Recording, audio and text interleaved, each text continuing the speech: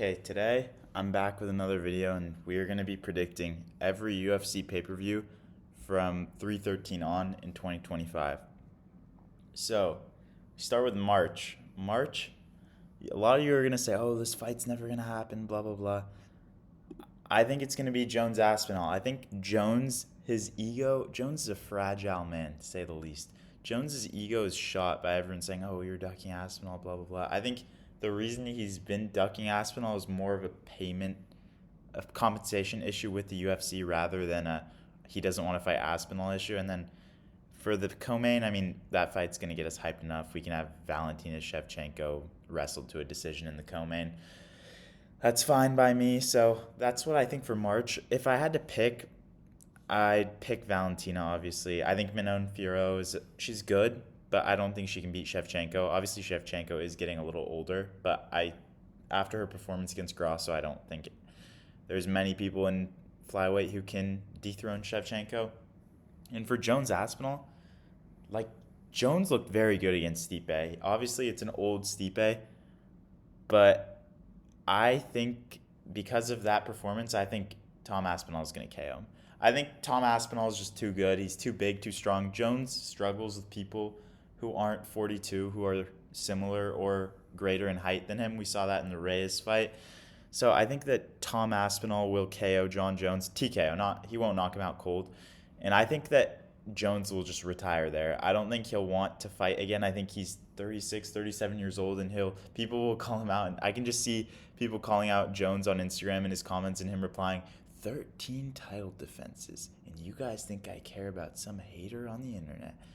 Can you not just see that? Like, I can see him being insecure about that for the rest of his life, and maybe eventually going and doing celebrity boxing to make more money and getting KO'd there again. But for April, this is going to be a great fight, great pay-per-view, big for one division in particular. I think co-main Usman JDM, and I think main event Bilal versus Shavkat. For my prediction for this, I think prime Usman ragdolls JDM. But I think Usman's he's been out for so long, hinting at he has a bad injury, and his knees are so messed up. And I think that in the main event, honestly, Bilal should win, but I just can't pick against Shavkat. I think Bilal's 36, 35 years old. I think I'm happy he won the belt. I was happy when everyone was mad that Bilal won the belt. But I think Shavkat, even though he kind of got not exposed because I already knew he was not as good as people hyped him up to be in the Ian Gary fight, but I think that he's still a great fighter, and I don't see him not being able to find a finish in a 5-round fight with Bilal Muhammad. I think Shavkat could even submit him off of his back because Bilal's I think in the striking, the exchanges will be close. I think Bilal is a great volume puncher. He moves forward. He does a good job keeping the pressure on people, but I think Shavkat's more powerful. So that's an interesting fight. To me, that's a pick'em, but I would lean Shavkat just because he is an undefeated fighter. It's Shavkat Rakhmonov. You can't really pick against the guy. For May, I think we're going to finally see a fight. I think this is going to be a Brazil pay-per-view. That's my first prediction. I think, was it last year? It was Pantoja versus Urseg. But I think 2 years ago, they did a Brazil pay-per-view in May. Was Pantoja Urseg in May? I think it was. I don't remember. I didn't watch it. But so I think it's going to be Pereira, Ankalaev, and Pantoja versus either Kopp or what's his name? Kai Kara France. Whoever's available at that point. I don't think Pantoja has really many options on anyone to fight, but I think it'll be him versus someone in flyweight. Obviously, I don't think he's going to move up for double champ status in May because bantamweight, they're fighting in January, But for my prediction, I think Pantoja, I'm a Manel Cap fan. I would like to see him fight for the title, but I think Pantoja beats him. I don't think there's anyone at flyweight who can beat Pantoja unless somehow they crack his iron chin. I don't see him getting submitted. He's very dominant, and I don't understand the Pantoja hate. I think he's entertaining enough, and I love dominance. I love watching legendary performances, and Pantoja has many of those. For the main event, I think Ankalaev is going to win. I mean, I think Pereira is amazing, but I think one thing that is true is every time we see Pereira, he looks a little bit worse at light heavyweight at least. The Khalil Roundtree fight kind of not exposed him. He's obviously a generational striker, but I think that seeing how he reacted to Khalil Roundtree and how he was down in that fight, I think Ankalaev, who's someone who's similar size, he's not going to tower over Ankalaev. Obviously, he didn't tower over Yuri, but Yuri's style and Roundtree's style catered towards Pereira. Ankalaev is going to mix in the grappling, which I think in turn will open up the striking for him, and I could see Ankalaev getting a TKO or decision win against Pereira. But that is another intriguing fight. I'm not 100% sure on that, but I would lean Ankalaev for sure. June. I think June is going to be pretty entertaining. I think Sean O'Malley is going to get the Adesanya treatment, the treatment of like favorable UFC fighters who just get a title shot after sitting out. I think they're going to make the argument, he had one defense, he deserves a rematch, blah blah blah. And I think Umar will beat Merab in January. That fight will be great again, but I think Umar beats O'Malley. And I think Umar is a sneaky contender for fighter of the year next year. I think he's going to stay active. I think he wants to chase 30-0 or whatever he said and then just retire. And I think the co-main will be Strickland after he loses to Dricus, to Robert Whittaker coming back after his brutal submission loss to Hamzat in Abu Dhabi. I would pick in this fight Umar for sure. I think Umar just wrestles O'Malley. I think O'Malley might have a moment. Maybe he'll drop Umar. He'll have a moment in the fifth similar to the Merab fight. Or I could see Umar by submission early. I'm not really sure. The only fight we've seen O'Malley truly get tested in the grappling is the Jan and the Merab fights, and Jan dominated him. Besides, O'Malley actually not dominated. He got him down pretty easily, and I think if Umar gets you down, he's not going to let you get back up. It's not like Merab's wrestling, where Merab's more of a chain wrestler, and Peter Jan's not known for his grappling. He would take you down, and O'Malley would be able to get up. For Strickland Whittaker, honestly, I think Strickland will win this. I think Whittaker is a great fighter. He's a great fighter, but I think Strickland, his style is kind of a nightmare for Whittaker. If he shuts down the blitz, the 1-2 head kick, that combo, and just Whittaker's blitzes in general, I think Strickland will be able to get the job done in that fight. I'd say Strickland by decision in some boring. They'll make it a 5-round co-main event, and Strickland will be in the press conference. Oh, for you people, for America. And then he'll dance to a 5-round decision, like 49-46, 48-47, and maybe Whittaker gets one sloppy scorecard, like in the Costa fight where Costa scored the fight. International Fight Week. I stacked this pay-per-view. I think this is what the UFC should do, all my picks, but I don't know if they will do it. International Fight Week, Hamzat Chimaev versus Dricus du Plessis, and Ilia Topuria versus Volk. Tell me that's not a million pay-per-view buys right there. You could put Paige Van Zandt as the featured fight. I don't care. This is a million pay-per-view buys. This is one of the most intriguing fight cards of all time. Not intriguing, honestly. I think it's pretty self-explanatory who's going to win. I think Topuria KOs Volk, and I think Hamzat submits Dricus, which is probably what most of you will say. But the star power and the level of just intrigue of these fighters on this card is crazy. Volk, featherweight GOAT in my opinion. Ilia Topuria, potential to be featherweight GOAT, as you saw in my last video. Hamzat, probably one of the most hyped fighters in the last couple years. Finally worked his way up to a title shot. Hopefully he stays active. Please, Hamzat, if you're watching, stay active. No, I have 0 viewers, but it's okay. Please watch and please stay active. I think Hamzat's going to be able to fight in the U.S., and I think Dana's going to want to show that International Fight Week, big stage, and I think Hamzat and Topuria get the job done. Late July, I think this is going to be one of those in-between pay-per-views where there's no title fight, but it's just like a badass fight card. You know what I'm saying? It's like, I think it's going to be a UFC 291 type card where it was Poirier, Gaethje, and then remember Pereira, Blachowicz, and then Kevin Holland. It's just fun fighters. I think it'll be like that, but I think this is going to be more stacked than UFC 291. I think this pay-per-view will be Poirier's retirement fight. Hopefully it's in Louisiana. I'm not a Poirier fan, but it would be nice to see him fight in Louisiana. I think that'd be cool for him. Poirier, Gaethje, and then Oliveira Hooker for who gets the next title shot at 155. I think Poirier Gaethje will be the main event if it is Poirier's retirement fight, just because to pay homage to a legend. And I think Oliveira Hooker, this is like, who doesn't want to see that fight? You can't call yourself a fight fan if you don't want to see that fight. Okay, but it's pretty. I think Poirier Gaethje's a toss up. It's whoever lands first wins. Lands a big shot first. That fight's not going to decision. A lot of these lightweight fights between two just brawlers go to decision. Surprisingly, like Chandler Gaethje, Fiziev Gaethje, but I think this one, especially since it's 5 rounds, that will not go to decision. I think if I had to pick, I would say Poirier by KO, just because it is his. I think he's gonna. Or honestly, yeah, Poirier by KO. We'll lean Poirier by KO, just because Poirier, I think he's more tech. Gaethje's technical, but I think Poirier is more technical, and it is his retirement fight. Like it's more of a pick that I want to see Poirier win in his last fight than I think he'll win. And then in the co-main, I think Oliveira by submission. I think Hooker will surprise a lot of people. I could see him dropping Oliveira early, but I just think Charles Oliveira is too well-rounded for Dan Hooker, and I think I love Dan Hooker, but his fairy tale run back to the top 5 is over. I think Charles Oliveira will end it. But Hooker, it's not like Hooker has no chance in this fight. I think Hooker will drop him. UFC 319, August. I think one guy who was inactive last year will win the belt and will become active. I think Shavkat Rakhmonov fights JDM after Shavkat beats Bilal and JDM beats Usman in August. And I think we're going to get Zhang Weili versus some rando, I forget her name, that girl.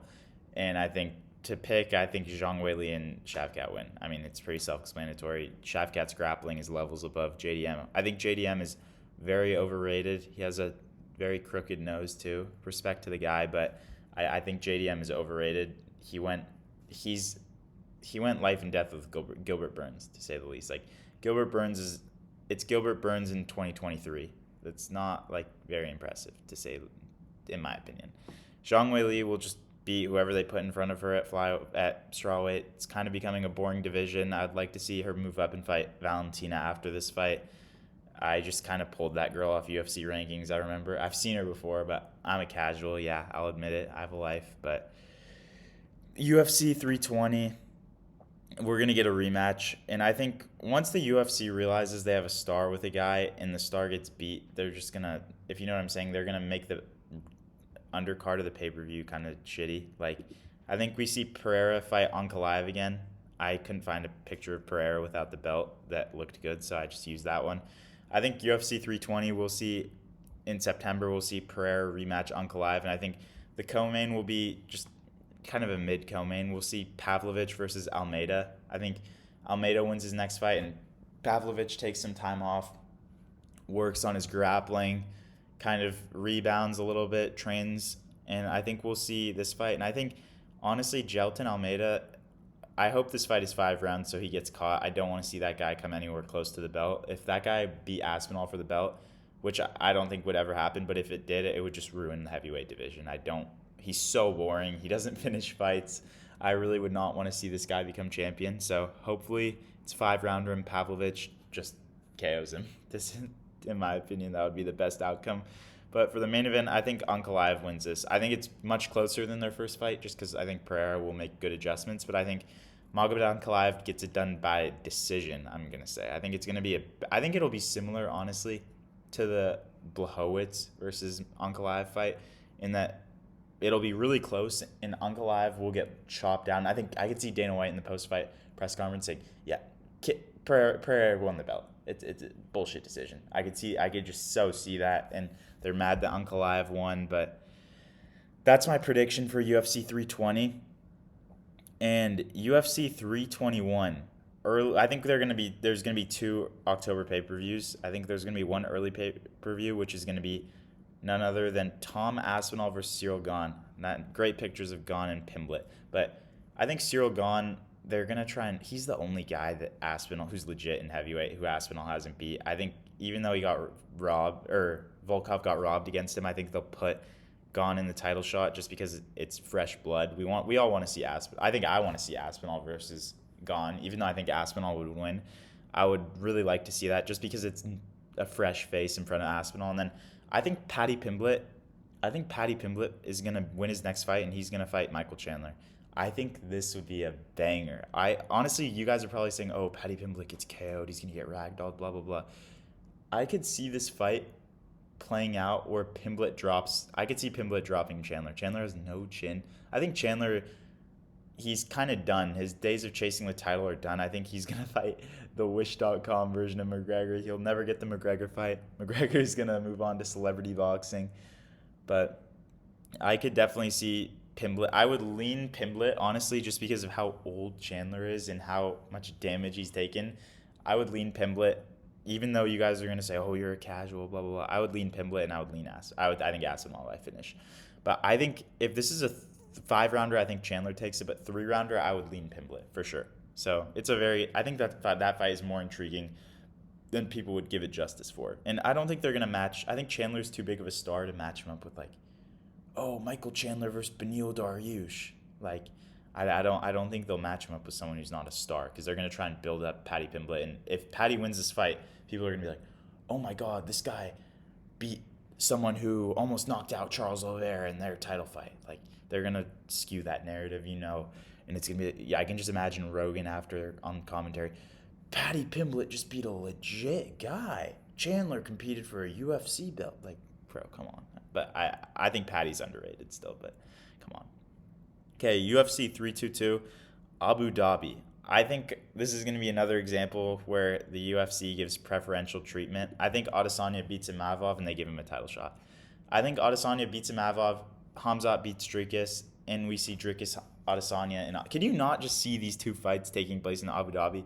Peter Yan is such an Abu Dhabi fighter. He's from Siberia. All those Russian guys love fighting in Abu Dhabi. It's not close to home. Siberia is pretty far from Abu Dhabi, but it's similar.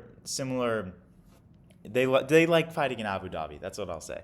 And Umar, that's an Abu Dhabi fighter too.